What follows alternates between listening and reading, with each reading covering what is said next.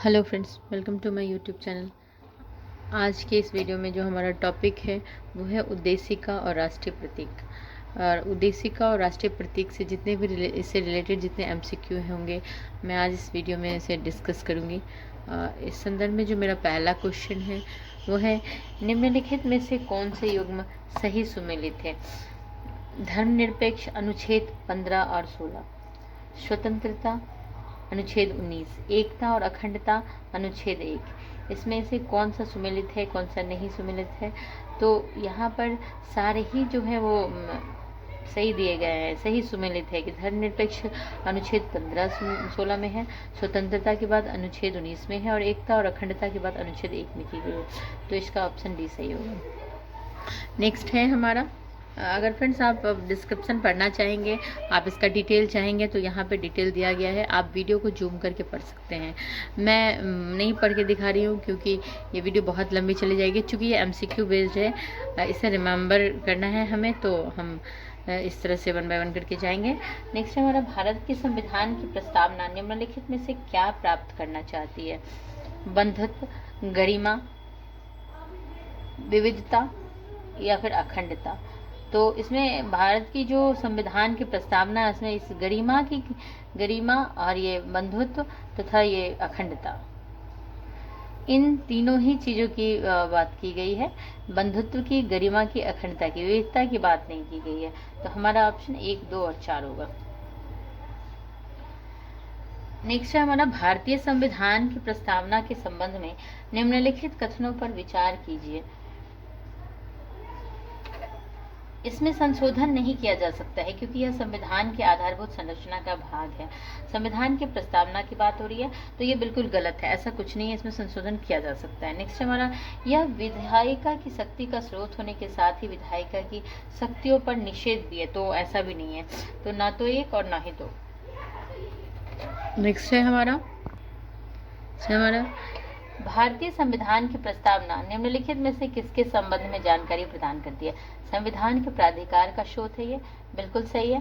भारतीय राज्य की प्रकृति, बिल्कुल सही। संविधान के उद्देश्य, तो सही है, ये इसका तीनों ही ऑप्शन सही है, तो इसका ऑप्शन डी सही होगा। नेक्स्ट है, प्रस्तावना के संदर्भ में निम्नलिखित कथनों पर विचार कीजिए। इसे शेष संविधान का प्रारूप तैयार करने से पूर्व अधिनियमित किया गया था।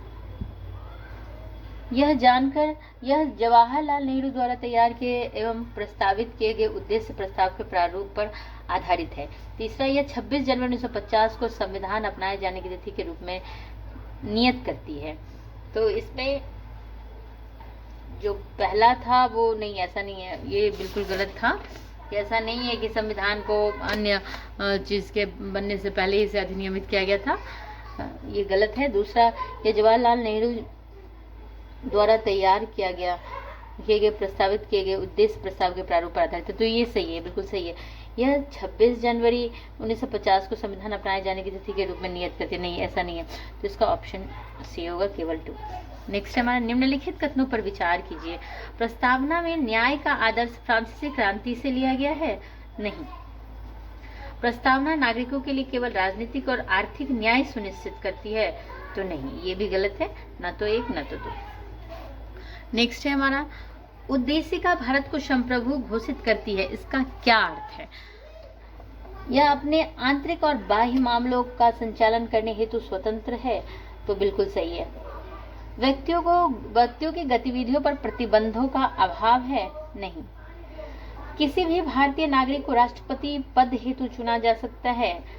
तो नहीं, ऐसा नहीं है, इसकी अपनी एक योग्यता है और उसी आधार पर में राष्ट्रपति को चुना जा सकता है। इसे हम देख लेंगे एक बार कि गणतंत्र शब्द का तात्पर्य है कि भारत का एक निर्वाचित प्रमुख है और किसी भी भारतीय नागरिक को राष्ट्रपति के पद हेतु निर्वाचित किया जा सकता है।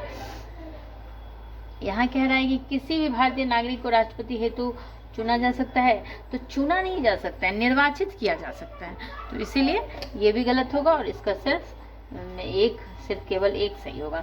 हमें पॉलिटी में शब्दों पर ध्यान हो जाता है, जैसे कि आप देखेंगे तो ये दोनों ही सेंटेंस बहुत मिलती जुलती है, पर इसमें दिया गया है कि चुना गया है और इसमें है कि निर्वाचित किया गया, तो इसी आधार पर ये गलत हो रहा है और ये केवल 1 इसका आंसर होगा।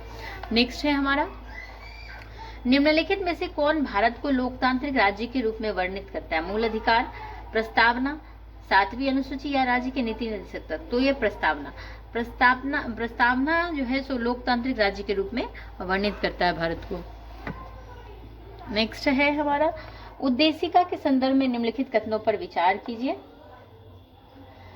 यह उन उद्देश्यों को स्पष्ट करता है जिनकी स्थापना और विकास के लिए संविधान प्रयास करता है। बिल्कुल सही है। यह संविधान की विधिक व्याख्या में सहायता प्रदान करता है। तो ये भी सही है। दोनों ही कथन सही है, इसलिए हमारा ऑप्शन सी होगा। नेक्स्ट है प्रस्तावना में समानता शब्द संविधान के किन प्रावधानों द्वारा अनुपूरित है? वयस्क मताधिकार के आधार पर लोकसभा और राज्य विधानसभाओं के चुनाव अनुच्छेद 326, अस्पृश्यता का उन्मूलन अनुच्छेद 17, उपाधियों का उन्मूलन अनुच्छेद 18। तो 1, 2 और 3 तीनों ही होगा। तो ये जो हमारा टॉपिक था उद्देशिका और राष्ट्रीय प्रतीक, इसमें केवल 10 MCQ हैं और ये छोटा ही वीडियो रहेगा, पर कोई बात नहीं, हम इस क्लास को यहाँ एंड करेंगे। आप एक बार जब आप वीडियो देखेंगे तो आप ज़रूर एक बार डिटेल पढ़ लें, क्योंकि इससे क्या होगा कि आपका जो कॉन्सेप्ट है वो क्लियर हो जाएगा। Thank you. प्लीज़ चैनल को सब्सक्राइब करें, वीडियो को लाइक करें, कमेंट करें। थैंक यू, धन्यवाद।